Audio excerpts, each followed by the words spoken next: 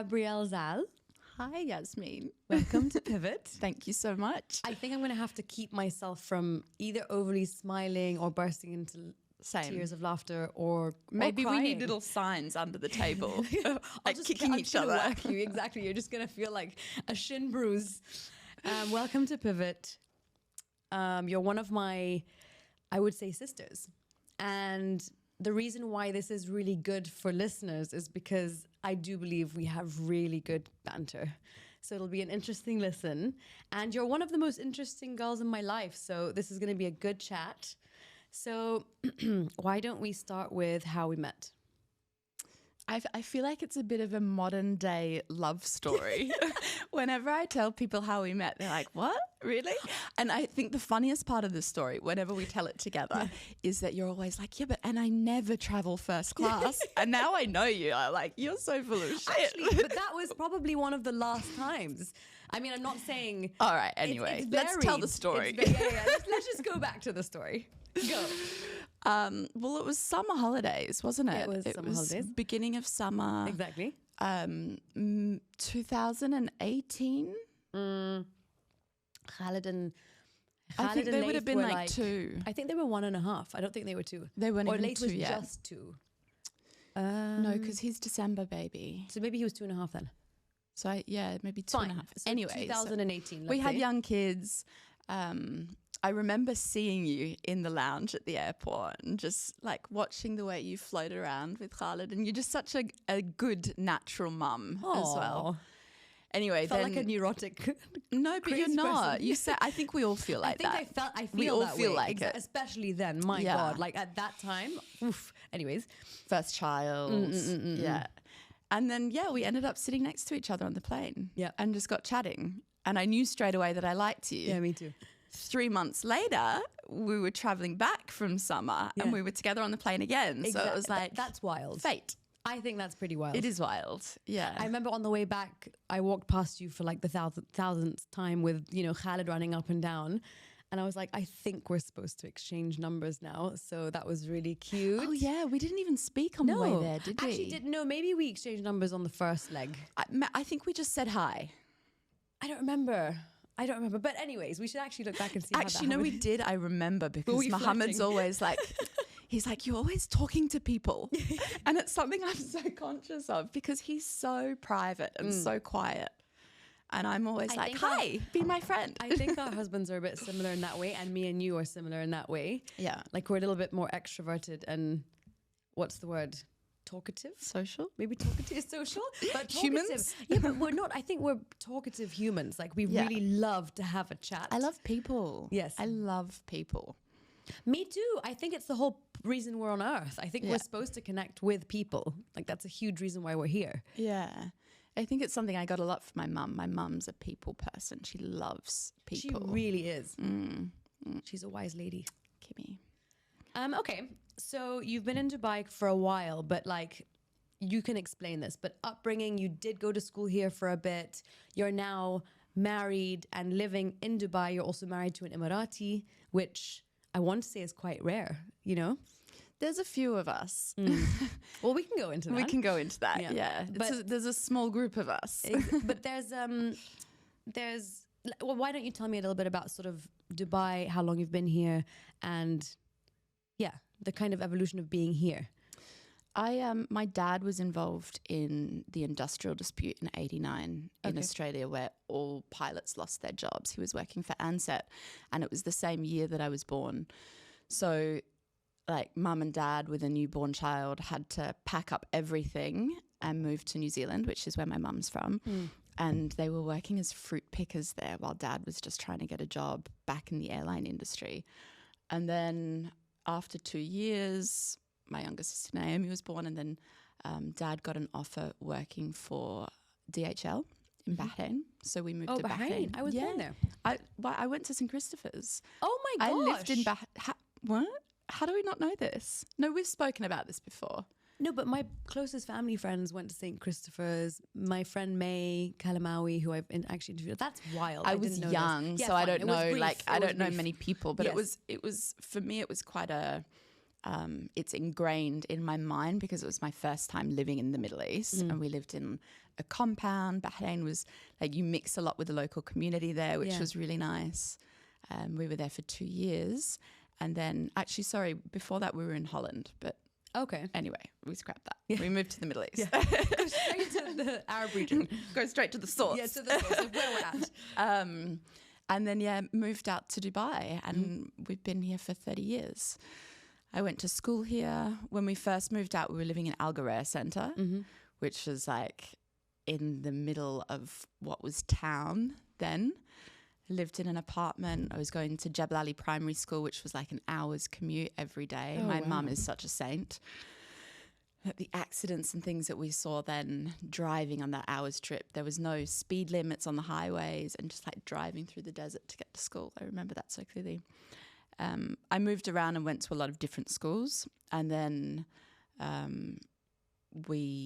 think for my dad it was always very important that we had some sort of a connection to Australia. Okay. So he was like, boarding school was the obvious answer. Ooh. Yeah. Which I was so for. I was very grown up. I was quite immature. I was 13 when I left and went to boarding school, but I thought it was my own decision to go. And I was like, yes, I'm, going out into the world. I can look after myself, and this is such a great opportunity for me. Anyway, I got there and just like it was the worst thing. Really? Ever. It was the worst thing I've ever done. So on the boarding school note, like, do you feel like it helped you become more independent, or did it like sort of create challenges in your self-esteem? Yeah, it was the opposite. We have such a great family relationship and dynamic that my parents had always raised us to be very independent. And then I get to boarding school, and it was a very high achieving, strict Anglican girls' school. Oof. Where we were just like loaded with restraints, things we could do, things we couldn't do, a lot of pressure on you to perform in, academically, sports-wise. Do you think this is where your sort of high-achieving personality came from, or do you think that's No, because innate? I didn't at school. I didn't. Well, do I you think failed miserably. I slipped under that whole... yeah. But now you're a very high-achieving individual. And you're competitive with yourself. I'm very competitive, yeah. I think that was always in me. I come from a very competitive family. But the school didn't bring it out in you. Like, the school probably did the opposite. No, there was no nurturing. Fine. It was at a time that I was already very competitive, and probably like I was quite hard on myself. Yeah. And then when the school put extra pressure, it was like a fuse just went off inside me, and I just couldn't do anything. Like I didn't even pass. I can't even imagine being in one of those high pressure. I actually never saw my results. Oh, really? But I'm sure I didn't pass. It didn't matter. Like, I think you did fine. No, but I mean, these high pressure environments. Sorry, my thing is buzzing. 1 second. That's okay. There we go. These high pressure environments with sort of, as you said, a very high achieving school, all girls, which is, I think, can be quite toxic. I've never really understood why you'd want to segregate boys and girls. There was something I read about it being really helpful for boys to be separated because they're so easily distracted, especially when they're going through their hormones and stuff at a younger age. It's easier for them to do academics when they're separated from girls. Understandable. But for girls, I just don't see why you would, unless it's maybe from a conservative or religious standpoint, why you would want to be separated. So why do you think you were in a girls' school? I mean, I can only compare it to my lived experience. And before I left and went to boarding school, I was at English College in Dubai. And that was co-ed, and I didn't concentrate. I wasn't. Oh, really? Yeah. I was very... So maybe that's true. I think I needed it. I needed it to sort of maybe concentrate on other social dynamics and figuring out who I was without, without having boys around. Yeah. To tell me who I was. So maybe it's valid. I mean, I haven't done enough research on I don't that. know on if that I'd do it with segregation. my kids. I mean, I have 3 boys, so I don't really have to think about it. If I had a daughter, would I send her to an all-girls school? I don't think so. No. Do you feel you gained anything from it? From the school? boarding school, and sort of girls' boarding school. Was there a positive? It is one of the best schools in Australia, and I was very fortunate that Dad was working for Emirates at the time, and they paid for everything, and it's something that it was an amazing opportunity. The school had incredible resources. I don't think I mean, we talk about this a lot. I don't have belief in the education system anymore. I think it's failed. Yeah. So for me, I think that the system failed me. What was the question again? That's a good point. We kind of digress. I'm supposed to Did know. I take anything from it? Yes. Yeah, I've got friends, because I didn't have my family there with me, my friends became like family. And still, I was only there for 5 years of my life, including once I'd finished school and then worked for 2 years afterwards. And yeah, my friends are like family. And last question about this, but peer pressure and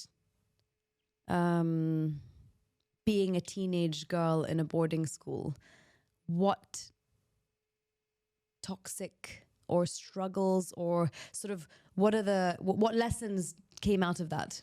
That couldn't have been easy. No, there was everything. A lot of eating disorders. There was a lot of bullying. It was a mix boarding school, but then they also had day pupils. So the day pupils got to go home to their families and live seemingly quite normal lives. That must have been hard to see. Yeah, and it was also the segregation then between those two groups that was it was bizarre. And luckily, I made friends with one girl who's actually one of my best friends now. She bullied me. I remember one day in the boarding house hiding above my cupboard in my boarding room. I climbed up onto my cupboard and I was hiding from her. Oh my God, that's awful. But she actually taught me so much. It was about backbone, and it was about dealing how to navigate these things. And Or how to manage the bully.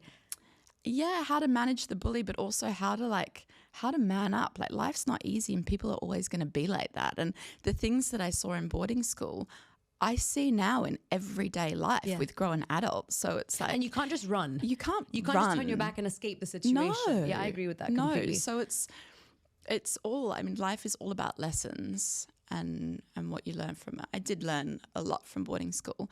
I think I still sort of have like PTSD. I'm sure. Because the whole thing was so traumatic, and my poor parents, like my mum, regrets it massively because she wanted us to stay at home. And I would call her like every night.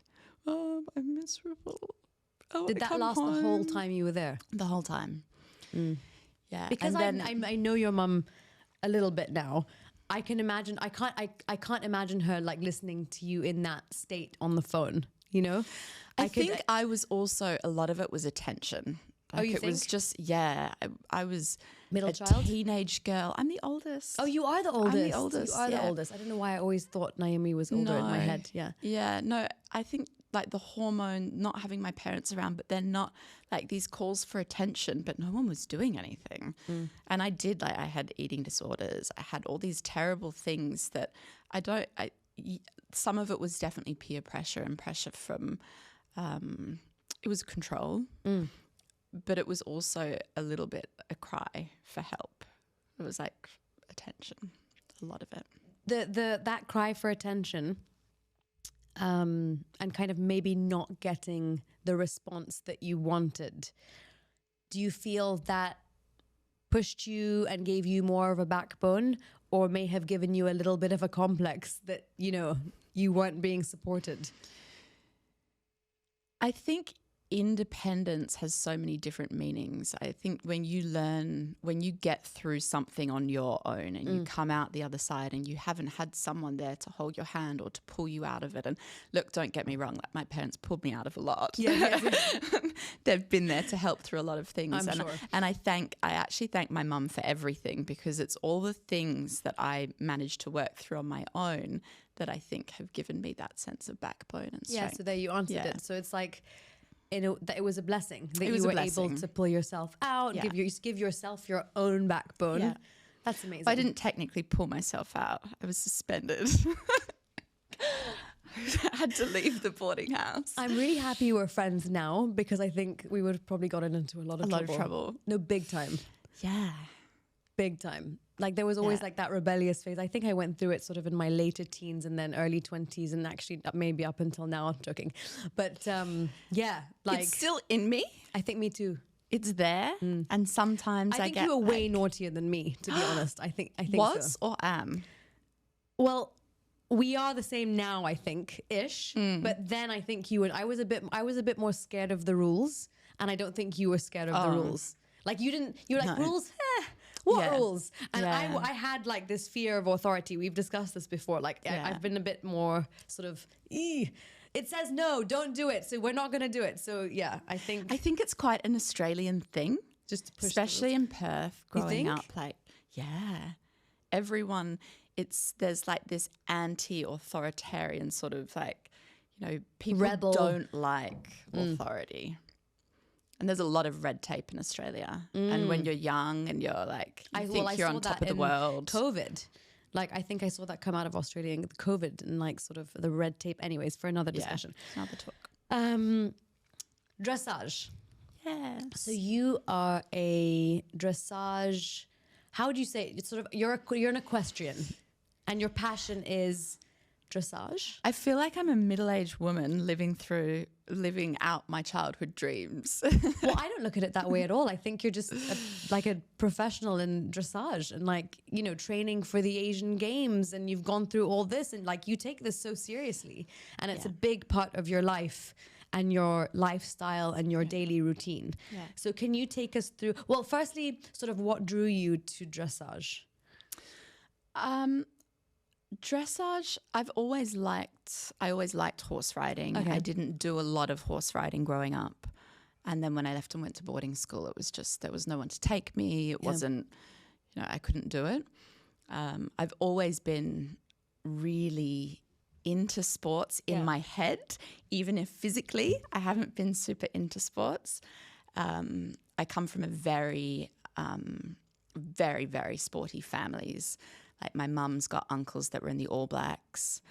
Her mum was a basketball player. Mum actually rode for New Zealand in the juniors for eventing for horse riding. Oh, so my dad is a really accomplished sailor. Wow. And I sailed with him. So my sport was sailing growing up. And that was something we would, every weekend, that's all we would do. And then even some days during the week, and lots of traveling. We'd put the boat onto trailers and we'd go down to Abu Dhabi for competitions. We did the World Championships in Bodrum in 2007. Yeah, so we're very competitive family. Yeah, that sounds uber competitive, but healthy. Yeah, well, I mean, for me, I loved it, but I don't think I was too much in my own head and too, you really need to be strong mentally to be an athlete. So much of it, obviously, it's physical, but it's also a mental thing. Definitely. And I didn't have that side when I was young and growing up, and probably until I became a mum and realized, learn how to like, whew. Yeah. Well, zone in or zone out, either one. But yeah. Yeah. What do you think it takes then? So what do you think was missing when you were younger? I was just hot-headed. I was too hard on myself, always super critical. I wanted to win everything, but I wasn't, I didn't have the tactic. I'd just go in hard and strong. And this was with everything I did, whether it was like swimming or running. And I'm not good at swimming or running. But in school, I would always push myself super hard and then get upset if I didn't perform. And then I was just like, well, I'm not going to do it. Yeah, it's a bit like you'd get in a bit of a strop. Yeah, massively. Yeah. And then really hard on myself about it afterwards, and then just not do anything. But I have a lot of memories, even though no sports really stuck. I have a lot of memories. Dad would always get us to do like mini triathlons, and he would really push us. He's a marathon runner, so he would always like try and train us and push us, and it was very ingrained in me. I feel like it's a huge part of my life. When you're young and you just see your parents that way or family that way, you naturally become a parent, I think, who's that way with your kids, and like your kids are seeing you train, heavily. Yeah, I think it's so important. I mean, for me, the training, it started off as a hobby, and I just started riding more and more, and then I met a coach who was amazing, and she was like, look, you've got great feel and potential, and because you're married to an Emirati, you will eventually get citizenship, and making the team could be quite easy. There aren't many dressage riders. And then it was just like one thing led to the next. I got some amazing opportunities with some great horses, and took it slow. I think I went in quite hard with my goals. I wanted to compete at Asian Games. But then when I got to a point of like conscious incompetence and I realized, I was like, whoa, this is quite out of my league. I need to go back to the basics. But was it? Or were you just having some For what self-doubt? I wanted to do, I don't want to buy an expensive horse and go there and ride. You can. It's possible. If you have enough feel and you understand the basics, the basic scale of dressage, you could potentially do that, but you wouldn't do it well. And along my journey, I have fallen in love with the training and the partnership and that feeling of when you as a rider train your horse and you get them to do something, which is quite, these horses don't wake up in the morning and think, I want to spend an hour working on a collected movement that's not natural for me. You're so right. So it's about that relationship with the horse and teaching them to trust you, and essentially they're giving over their body to you, and they give you their legs, and you sit on this horse and you're the mind that moves the leg, and then you feel that movement come up through your body, and it's like it's two bodies moving as one. It's the most beautiful thing in the world. How surreal. It's really, really amazing. It's like that's so surreal. And so you really want to be involved in the entire process from sort of 0 to 100 versus just buying the expensive horse and throwing them into competition, which I respect so much. But is the Asian Games on the cards for you anymore? Yeah, it's still one of my goals. I've got some really nice new horses at the moment that have potential. And would you represent the UAE? Yeah, I would. Yeah. Incredible. Yeah. So, and that's my goal, and it's there. But every day, you're working with, it's not just you as an athlete waking up and thinking you want to do something. It's you and your partner is a 750 kilogram animal that doesn't speak English. And they're fragile because my husband, plays polo and has horses. They're very different types of horses and stuff. But what I've seen is just, yes, this is a massive animal that's made of muscle and it's so beautiful, but they're very fragile beings. Like one false move and they're out, as in their whole career in dressage or polo could be done with one bad step on the field. So that's terrifying. They're also very sensitive. That's something else that I learned when I started riding, and I was doing a little bit of jumping, and I was... Well, they pick up on you. They pick up on your but I energy never as well. realized that to the extent that I do today. I always knew that horses were amazing and they have this calming presence, but it's something that it's very studied, and it's very biological, the relationship between horse and human, because they're also a fight or flight animal, and they're the only fight or flight animal that can be tamed. But the sensitive element of a horse is what I really love, and how they, that it's like therapy being around them. They just make you so calm. Maybe that's what's let me be. It is your therapy. It is, yeah. It's a form of therapy. And then remember, we were discussing this how, well, Raya, but not just Raya, there are people that do sort of the horse therapy. Yeah. And she was explaining, so I sent her a photo of one of my sons sitting on each one actually, Khalid and Zaid individually sitting on two different horses. And you see where the child puts their hand on the horse, and then you see just the ears of the horse, if they're going backwards, forwards, if they're just up. Every single thing on the horse indicates something about the child. So that's how they do the therapy with the person or the children. I just found it unbelievable. She started to explain to me how Khalid was feeling because of how the horse looked and the ears looked and where his hand was. I was mind blown. And it's to do with how their parasympathetic nervous system runs. Yes. So I have 2 rescue horses that I keep at my yard that they used to be part of the RDA, which was before it was the Riding for Disabled up at Desert Palm. And they're retired and they were running out of funding. And I said that I would take them for the kids to just get some experience. I remember you said that to me, exactly. Yeah. And then I was approached by these amazing women, Monica and Virginia from, they have a program called Revive, where they work with Majlis Al-Amal and they do therapy sessions for women with stage 4 breast cancer. Wow. And it's pro bono work. They come and they actually bring them to the yard. And a lot of these women are from, they are from lower socioeconomic backgrounds, and a lot of them have never been in touch with horses.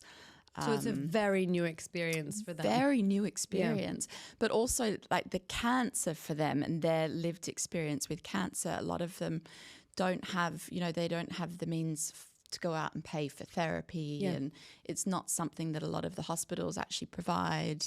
So it's like what these women are doing is just incredible, and they come and they sit in the arena and the horses are let loose around them and they just start talking and they start sharing, and often that's like a slow start. But then the horses will eventually migrate towards the woman that needs it the most, that needs to feel the safest. And you're just watching this, heard or protected. Yeah. Yeah, I mean, I will sometimes watch, and I watched a few of the pilots to see how it was happening and taking place and how I could be involved from, a business capacity from the stable and with the horses. But it's incredible to see how these animals will just come up to someone and like rest their head on their shoulders.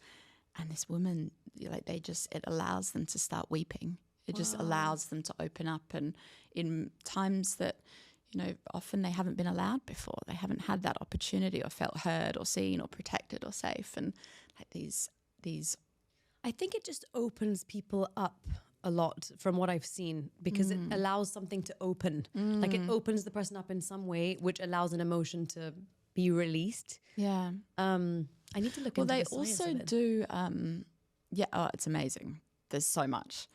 But they also do a lot of that. I feel that would really suit you.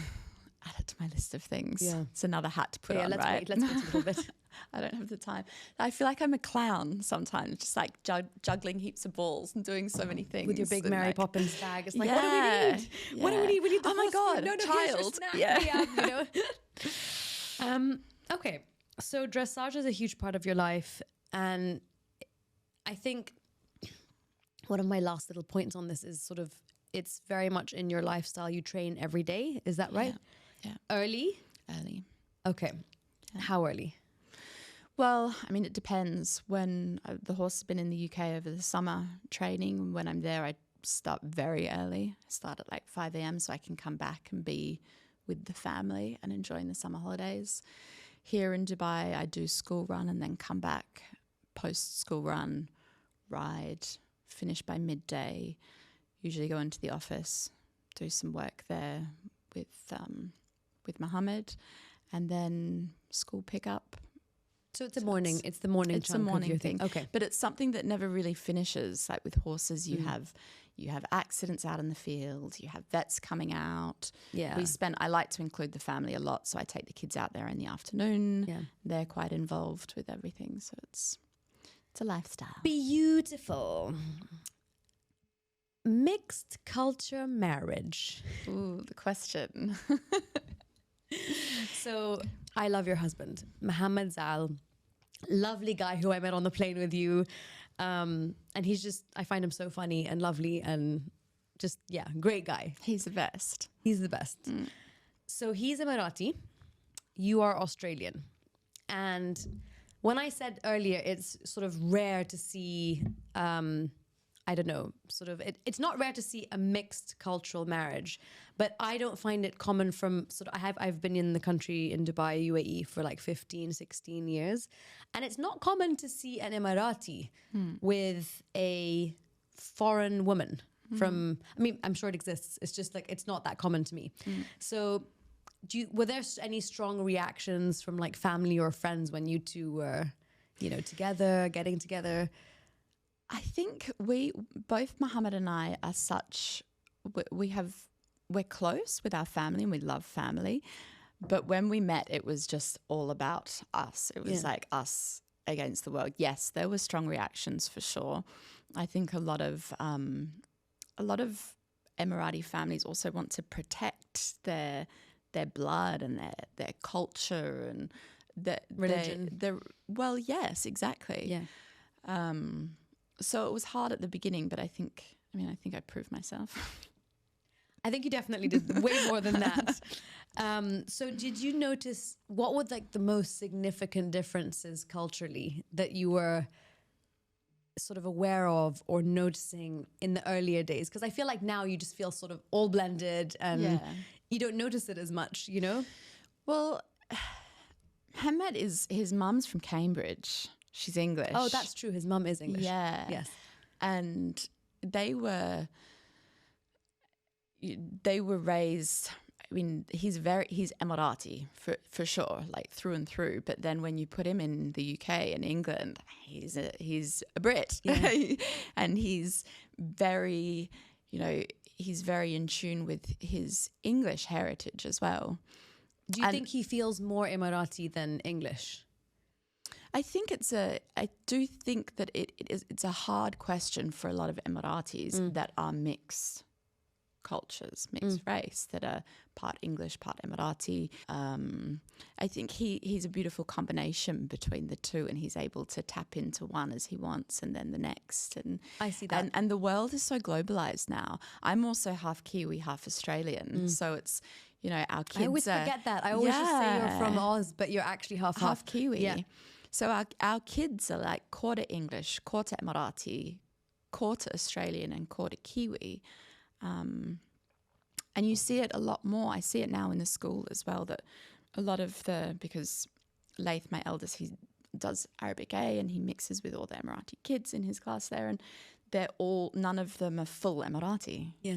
So I think that's nice. It is very common. That's actually, so it's more common than I think. Yeah. And I think that's actually really nice for Laith because it's very relatable, Yeah.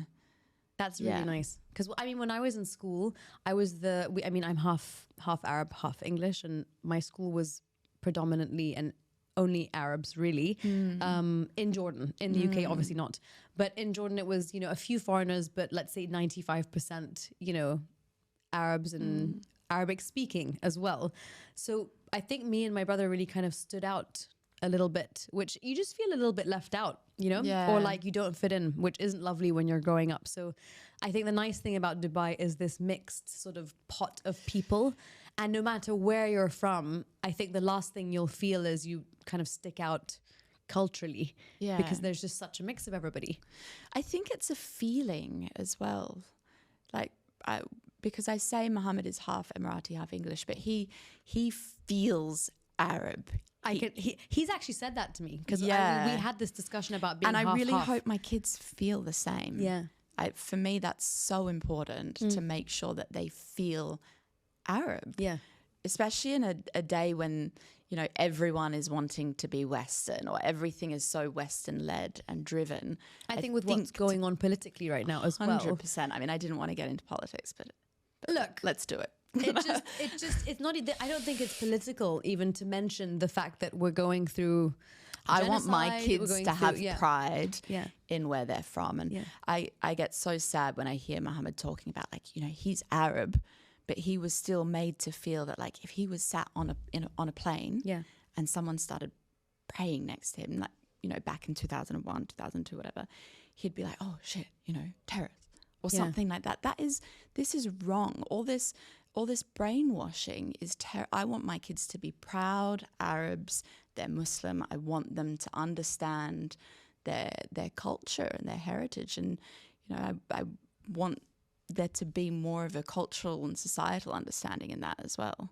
Definitely. But I mean, how do you ensure that your kids sort of understand both? So of course you want them to be I think one will come. Okay. And I think it's that, like, for us, we're pushing the Arab side. Well, sort of the Western part isn't difficult. You just have to watch a couple of movies. Yeah. Like, what else is it, really? Yeah. What is? I mean, Laith is like, where's Chicago? Where's America? I'm like, what? Why? Why are you talking about America? He's like, oh, I watched it in like Madagascar or something, like one of these movies. I'm like, okay. It doesn't need teaching. It doesn't need teaching. Long story short, it doesn't need teaching, whereas I think Arab culture does need a little bit more teaching. Yeah. Okay. Your pivot. My pivot. You might have already said it, and I don't know if you have, but we're going to just ask the question. Could you share a situation or a pivot in your life that you've gone through that you feel really turned things around, and it doesn't need to be tangible. It could be like a mental shift, an emotional shift, or something that you've gone through that's a little bit more obvious. I think I've been trying to think about this. I didn't sleep last night trying to think about my pivot. I love how I kept you on your toes, Gabby Gab. And I think I've had so many. Yeah. They're so cliche. The first one for me is meeting Muhammad. I think meeting someone that is your soulmate, that brings out the best in you, that brings out the worst, but makes you who you are, for me has been such a beautiful thing. And I think it goes two ways as well. Like, for him, it's been the same. Yeah. That for me, you know, my parents were amazing parents and loved each other fiercely.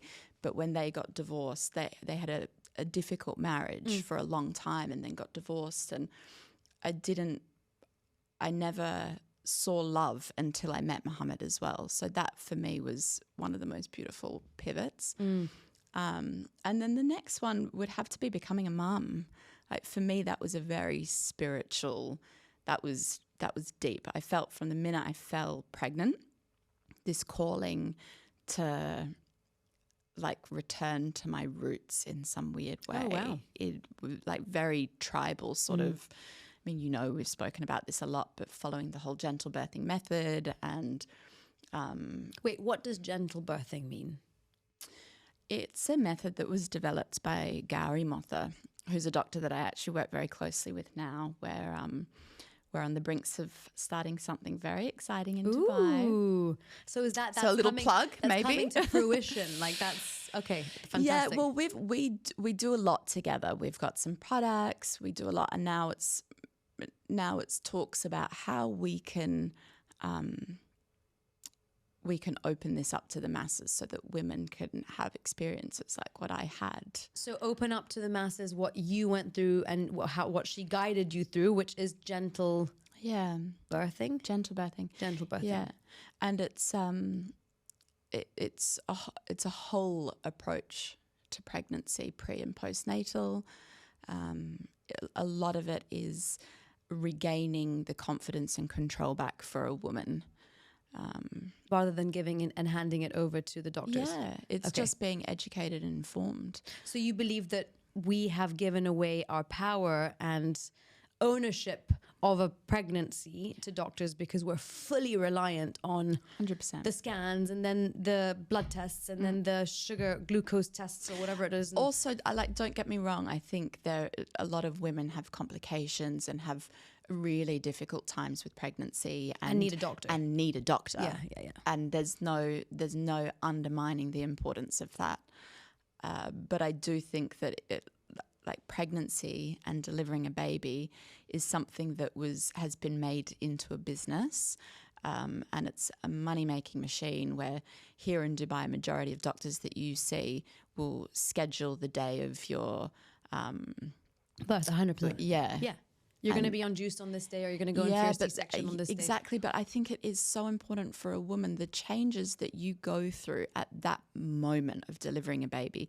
You're in your most open physically, but also mentally, you know, with your chakras, and you have this, you know, this release of hormones that give you this strength and this power that a lot of women need to then become a mother as well, with the difficulties and hardships that you face throughout that. Okay.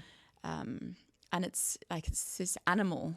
It's animal. It's an animal instinct. Definitely. But so do you think there are some candidates who are up for gentle birthing, and there are some candidates that would do better off with a doctor? If there's medical complications, yes. But if it's mentally, a woman is like, oh, I'm scared, I don't want to do this, she is the person that needs to have a gentle birth. So I think what I find quite baffling, it's not a judgment, but I find it baffling when I'm talking to people that opt for C-sections when they don't medically need a C-section. And again, this isn't a judgment, but I tend to question them on it, and I just say why. And then they'll sort of give me answers like, it just seems like they want the control. That control, it's ironic actually, control, but it's not actually control. You're giving away your control. You are, and you're actually, it has a direct medical implication on your child. Yeah. So it's, and I think a lot of the time people actually just don't know that. But the amount of, you know, if you deliver a baby naturally, they can't see it. So they can't see that it has an implication because the kid's okay. But do you have to see everything to believe it? But a lot of people do, yes. Yeah, but I don't know. I feel like all you need to do is pick up a book, like read a book, guys. Get informed. Understand that when you deliver a baby, they need all those, you know, they need to pass through that vaginal passage for proper hip formation. Yeah. It's important for, you know, even... There's a reason why it happened. Yeah, I understand what you're saying. Yeah, for everything. Yeah. For health, for gut health. Like, it affects your child's gut health. It's interesting. It's such an interesting topic. I think this can rub a lot of people the wrong way because they feel so safe and secure in the way that they do things. It's also something that women don't like to talk about anymore, because if you have a view like I do, and the importance of having a natural delivery when you can, for the baby. If you can. Yeah, people will take it personally if they have another idea, or, you know, they feel attacked. It shouldn't be like that. Yeah. It shouldn't be about, you know, if you have your own personal wishes, fine, but you have to know why, you know, what the implications are for that as well. 100%. So I think, sorry, I kind of cut you off and went down the gentle birthing route and asked you sort of a little bit about that, but your second pivot would have been motherhood. Yeah, actually, the moment of delivery. Oh, really? That moment of delivery, you know, Gab, for me. I feel exactly the same way. Yeah. And when I did my pivot with my friend, I basically said it was becoming a mum as well. My second one was becoming a mum. But I always say the actual birth part, like when the baby comes out of you, not the first time, ironically, it was the second and third time. It's so surreal. It's like a drug. And like, I crave that drug. Like, I don't want any more children. Thank God I have my kids. You can get that drug. No, epidural doesn't work with me. No, but when you're delivering, it's like small amounts of DMT or something that's released, right? I don't know what was released, but it's so addictive. Like, that feeling. Felt like that. I don't know. I have no idea. I don't. It was just the most unbelievable feeling. This time stands still. Your everything is like in slow motion, but then really fast at the same time. Like, your concept of time is just not there. Yeah. And it's a giving into your body. We're so in our heads. Yeah. Everyone actually nowadays, humans are so in their heads about everything. But at that moment, you have to completely give in. 100%. And you can't have a thought in your mind otherwise it slows the release of oxytocin and it stops you from having healthy, good, strong contractions. And you need to be in this meditative state where you just let your body take over. And it's a beautiful thing to feel nature. And it is, it's like a godly experience, I think. Yeah. What's that word? It's a transcendence? Is it transcendence? Transcendental? I'm losing the word. But it's one of those experiences that I believe is also like a very godly experience. It's a spiritual experience. The entire thing is you just need to let go and give in and be like, okay, and trust. But I find that really hard. But I did go in with no expectations, which is great. I think part of the gentle birthing method is it's a lot of visualization and coaching a woman to understand exactly what is going on in her body at that time. So for me, it got to the point of where I was at first child, so I hadn't done it before. Obviously, second and third was even more amazing. But first time around, you can almost feel that release of oxytocin. So you haven't started to have your contractions yet. You feel an expanding at the nape of your skull. Oh, I did not feel that. And I was like, oh wow, like this is it. Like now it's going to start. And then from there you start to feel the contractions coming more and stronger. Wow. And it's that knowing. It's step by step that your body's trying to show you. But also in a loose way, because every body and every human is so different. Yeah. So it's not, it's not one person has the same experience but with as everyone each of your else. kids, did you feel something similar? Yeah, I did. Oh, wow, okay. Yeah. So that's the way your body dealt with it. Yeah. Yeah. That's incredible. Yeah. Oh, it's really beautiful. You had mentioned divorce, and your parents got divorced. At what age were you when they got divorced? I was 15 or 16. Did you ever feel closer to one parent during that time? I was always very close to my dad growing up. My mum is like, she'll probably be listening to this. My mum is a hard nut. She is. She doesn't come across that way, by the way. She's the most amazing woman, but she's tough. She's strong. She takes no fools. There's no pity parties. There's no. She was like nurturing and compassionate, but in times of like critical need. I was very, very close to my dad growing up, but at the time of the divorce, I was at boarding school and I was in my own head about things. I was a selfish teenager. I don't think I was there enough for my mum or my dad. But you were also going through it as well. Yeah. I think you needed a bit of, what's the word? Like time for yourself and someone kind of guiding you through it. Like it's a big thing to go through, especially while you're sitting in boarding school. Yeah. But and now for sure, like my mum is like my best friend. Yeah, I see that. I call her all the time.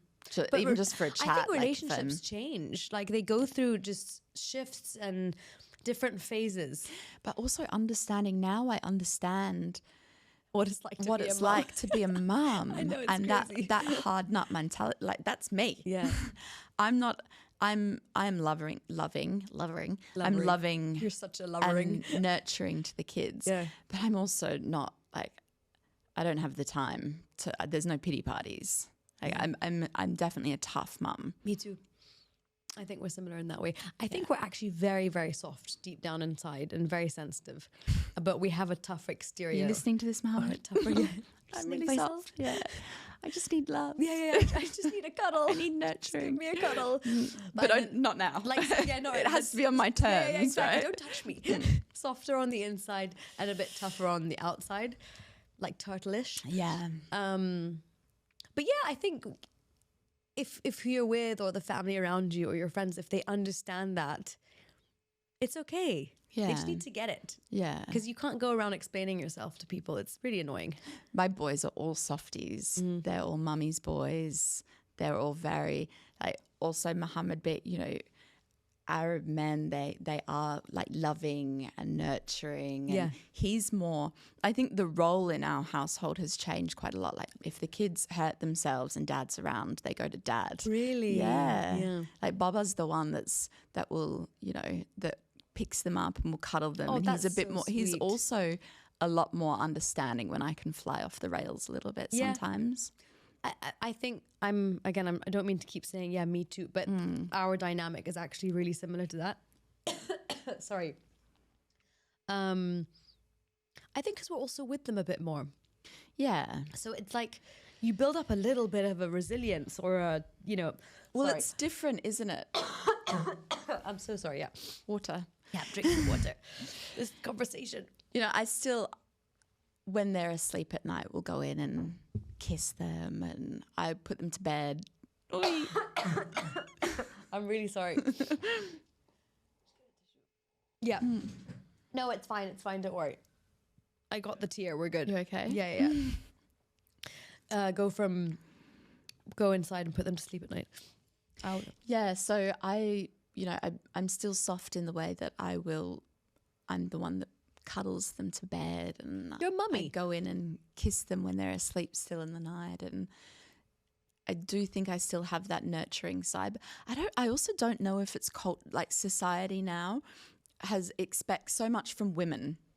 You can't just be like a soft, gentle, stay-at-home mum that like nurtures and looks after kids. I feel like there's a lot of pressure to also, to have the career, Be a boss woman. to be a boss woman. Yeah. And I think about everything that I juggle sometimes, and then also wanting to be an athlete. I'm like, wow, why? Choose one thing. I think because you can. I don't know. Like, I mean, I kind of understand what you're saying. Why? And then I'm very fortunate that like as far as work goes, it's in the family business, and I can dial it up or down as much as I want to based Exactly. on what everyone if you need else to needs. leave, and you the leave. kids. If I need to leave, I leave. Yeah. I mean, I'm the creative director of the business, which is one of those like airy-fairy roles. Well, so wait, let's actually say, so you're the creative director of COA. COA, Yeah. which is the workspace and members working space. NASAB is our workspace, which Oh, is yes, the exactly. members. Okay. Yeah.